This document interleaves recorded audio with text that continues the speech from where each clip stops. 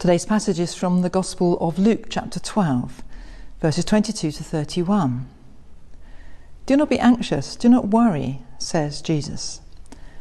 I suppose people have always suffered from anxiety and worry, but we're told that levels of anxiety are particularly high now since the beginning of COVID and all that's happened since. How can we help feeling anxious? Jesus was talking about anxiety over food and clothing, necessities of life. And his audience would have been mostly poor people living from hand to mouth. They had cause to worry if anyone did. But what purpose does anxiety serve? None, really. And in fact, it is damaging to our health. Anxiety can cause physical as well as mental symptoms. Headaches, irritability, panic attacks, depression, muscular aches and pains, indigestion. In the long run, chronic anxiety can seriously damage our health. So, Jesus' words are worth taking to heart, even on the medical level. As he pointed out, with more than a touch of humour, what can we change by worrying about it? Our lifespan? Worrying is more likely to shorten it than lengthen it, ironically. I'm sure the crowd laughed at that, enjoying the joke that someone could worry themselves into living longer. Worrying and anxiety do not improve a situation. In fact, the reverse, as they take up our energy and increase our stress levels.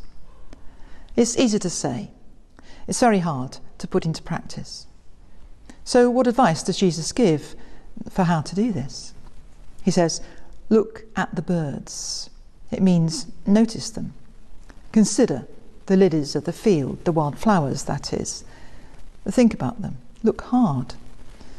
There are lessons to be learnt in the world of nature around us. God's providence provides for them. And indeed, all we know today about the balance of nature suggests that, other than the damage done by our own species, which is considerable, other than that, the myriad forms of life on this planet all support each other and provide for each other's needs. God saw that it was good. It worked.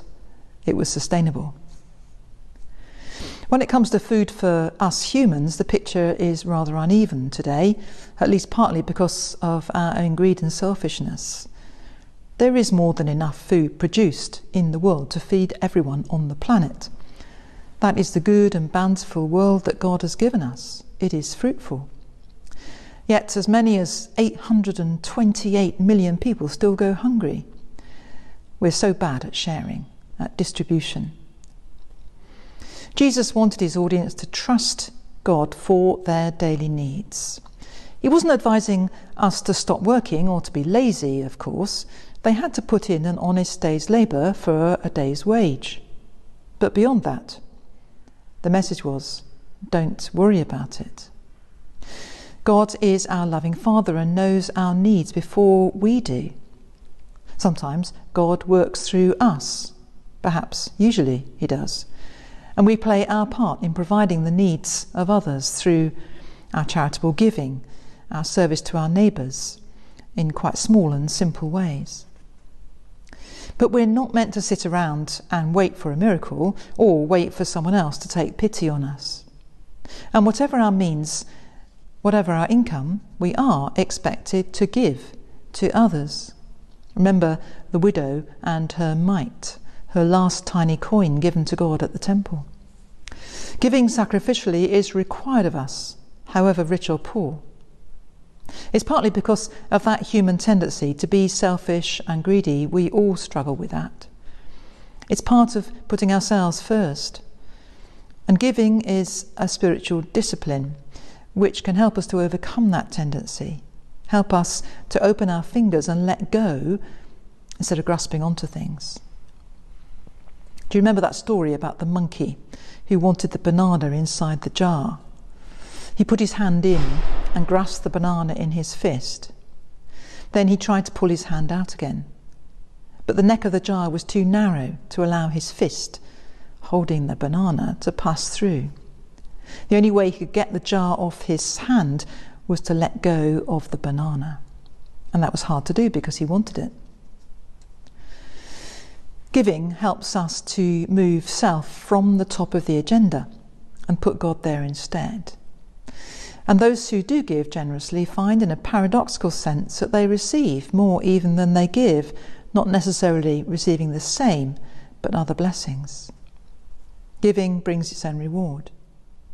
Despite the cost of living rising, despite the bills rising, we're so rich compared to the majority of the world's population. We have so much. So, do not worry. Notice and take in the beauty of the world around us, the joy of the present situation, the present moment. Receive with grateful heart all the blessings that come our way, and give with open hands and hearts, blessing others, as we have been blessed.